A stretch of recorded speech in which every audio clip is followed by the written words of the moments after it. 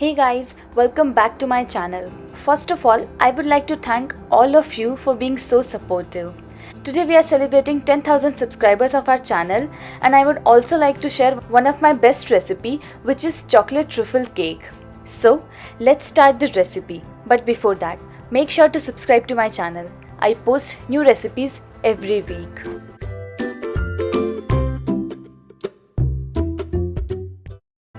Take half cup of room temperature milk, 1/4 cup of vegetable oil or canola oil, a teaspoon of vanilla essence and 1 teaspoon of vinegar in a bowl.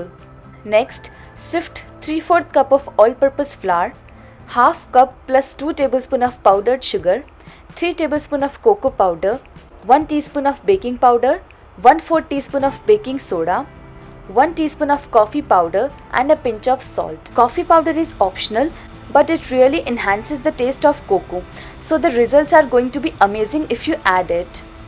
Sift all the dry ingredients and make a batter.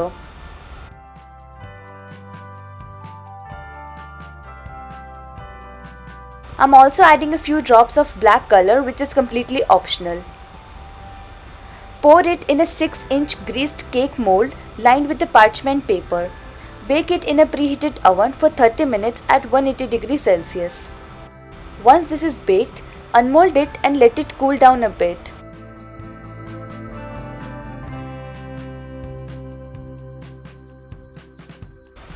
Cover it with a cling wrap and keep it in the fridge for about an hour or so. After an hour, cut it into 2 layers.